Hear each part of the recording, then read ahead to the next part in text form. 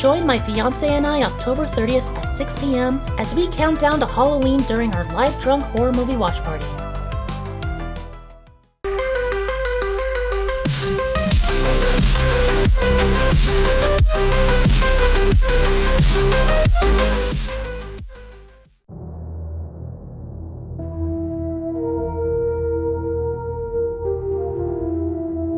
Video games. They're often made with the sole purpose of entertaining their player base. However, reality can be cruel and oftentimes bring us out of our escapism to reflect on real-world horrors and atrocities. Whether developers intend to spark attention to real-world events or not, some games can't escape the bonds of Advent corporate reality. I'm Jasmine Page, and here are 5 times games use disturbing real-life events as assets. Christian Brando, son of acclaimed actor Marlon Brando, was himself a struggling actor only credited for acting in 1 movie. Although he was no stranger to the law, growing in a troubled family and becoming a rebellious adolescent, his wayward behavior reached a tipping point when on May 16, 1990, he fatally shot Dag Drolet, the boyfriend of Brando's half-sister Cheyenne Brando and the son of French-Polynesian politician Jacques Drolet. Dag was pronounced dead on arrival, and Christian was arrested 2 days later. While he was initially charged with first-degree murder, due to the absence of Cheyenne at the time, prosecutors lost a crucial witness and felt like they could no longer prove premeditation, and Christian was offered a plea deal. During the trial, Cheyenne gave birth to Tuki Brando, the son of her and Dag. She soon attempted to take her own life twice and was admitted to a psychiatric hospital. Marlon Brando defended his son throughout the proceedings, hoping to reduce his sentence, saying that perhaps he failed as a father. Christian pleaded guilty to voluntary manslaughter and was sentenced to 10 years of prison, to which he only served 5. Cheyenne eventually took her own life in 1995 after losing custody of her son. 8 years following the event, Xenogears was released for the PlayStation to incredible acclaim. Many critics praised the soundtrack, calling it a masterpiece and one of the best video game soundtracks that has stood the test of time. One song in particular, Crimson Night, or Night of Fire, contains a voice sample at about 45 seconds into the track.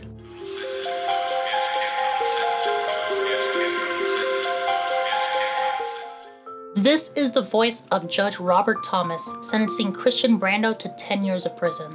Total sentence imposed is 10 years in the state prison. Though it is unknown whether or not the soundtrack's composer, Yasunori Matsuda, sampled this audio with the knowledge of its origin, it can be inferred that the sample was utilized to evoke unease towards the player transgressively. Before we continue, I just wanted to say that if you like this kind of content, you can join me over at twitch.tv/NECA_Kohai tomorrow at 6 p.m. Pacific Standard Time, where I'll be playing and talking about games with disturbing development stories live. And in case you missed it, you can check out the VOD on my archive channel, youtube.com/@NECAsVODhole. Thank you so much. Now let's get back to the video. In February of 1993, England launched into a media frenzy after 2-year-old James Patrick Bulger was abducted and his mutilated body was found in Walton, Liverpool 2 days later.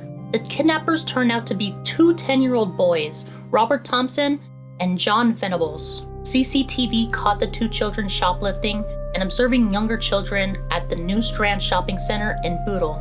The boys spotted James, who was with his mother, Denise Bulger. They took him by the hand and led him out of the shopping center.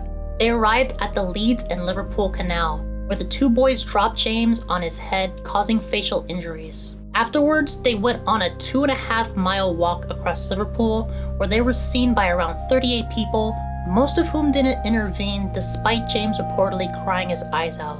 They eventually arrived in Walton, where the 2 threw paint into James' eye, kicked and beat him, forced objects into his mouth and anus, and concluding by dropping a railway fish plate on his head, resulting in 10 skull fractures. The 2 boys left James' body across the railroad tracks, where he was struck by a train. His body was found by another group of boys 2 days later. Robert and John were arrested and charged with murder after a 6-day investigation. On the 24th of November, the boys were found guilty, becoming the youngest convicted murderers of the 20th century.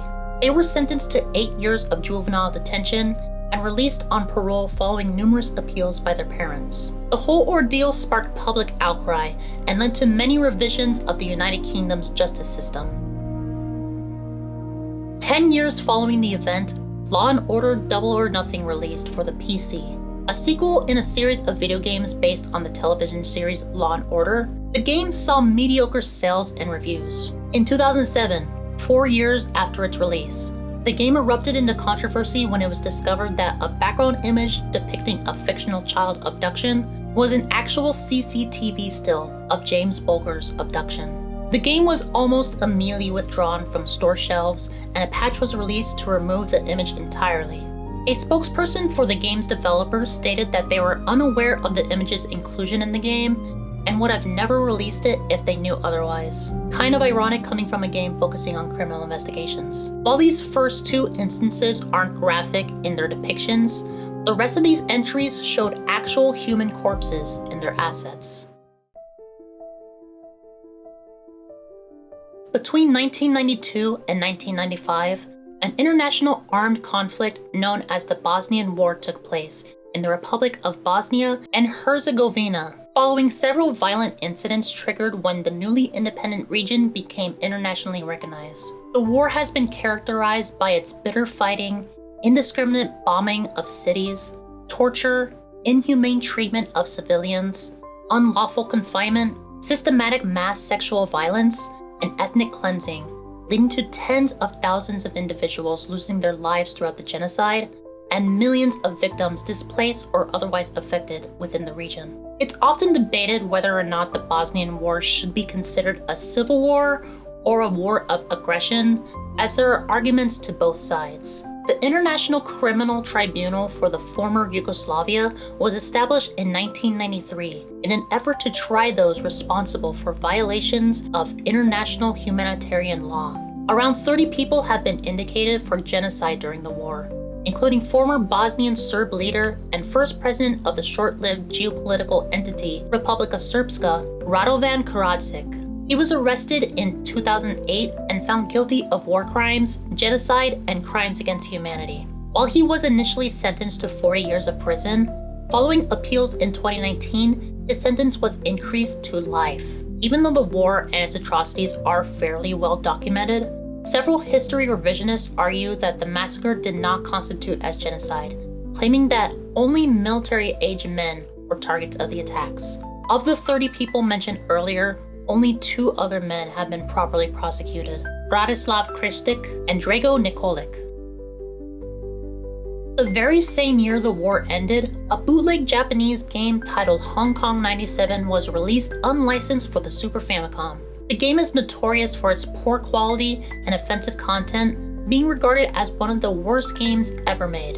Being hit by anything in the game immediately triggers the now infamous game over screen, which depicts an image of a corpse dated 1992. For years, the image became a subject of legend, as gamers and internet sleuths sought to find the origin of the image. Eventually, it was discovered to be a still from the Japanese shockumentary New Death File 3. The body is that of an unidentified civilian who was killed during the Bosnian War.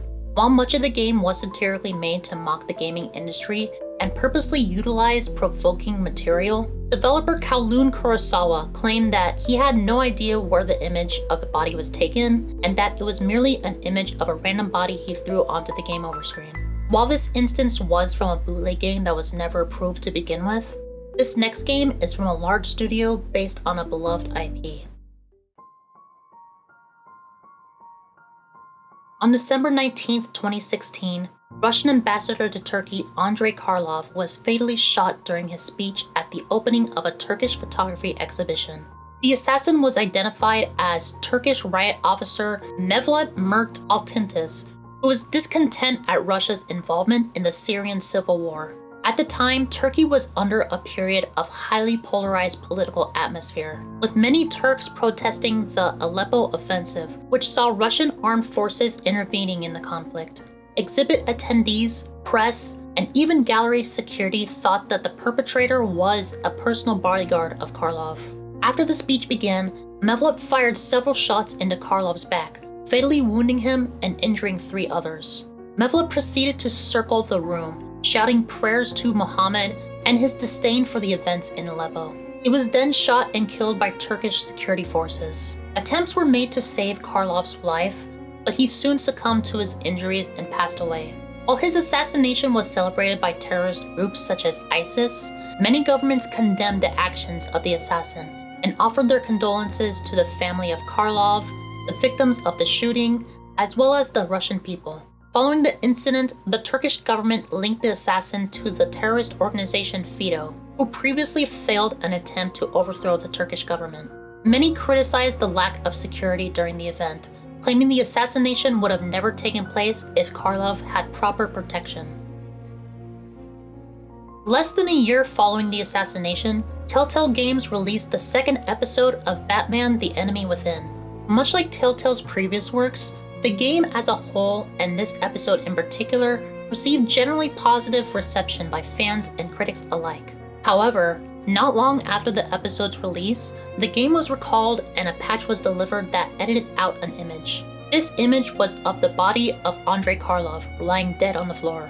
The discovery was made 3 days after the game launched, and corrections were made 2 days following the discovery.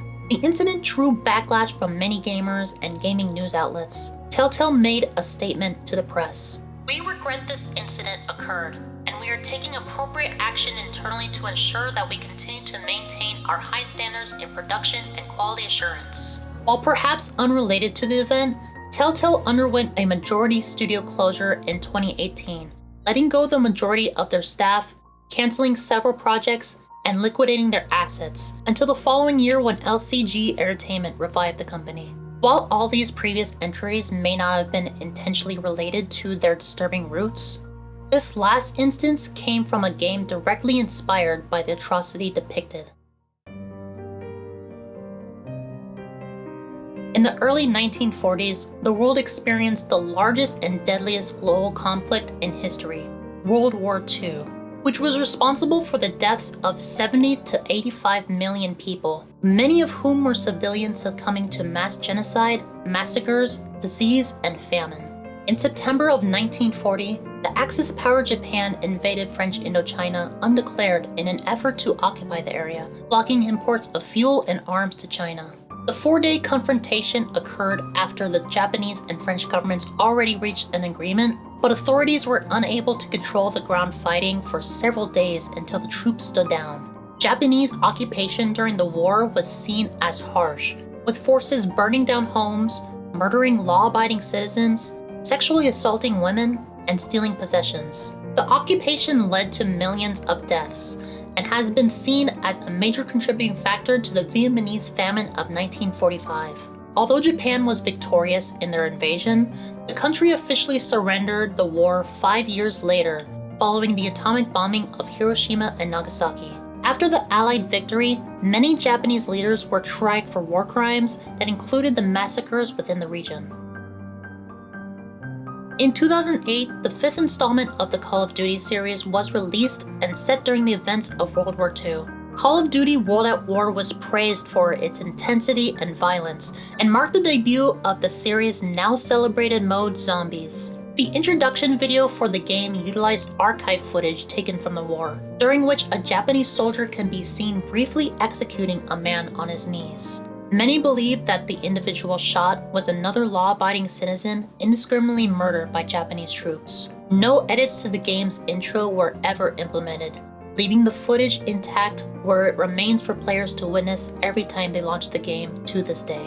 Instances such as these don't often occur in the video game industry.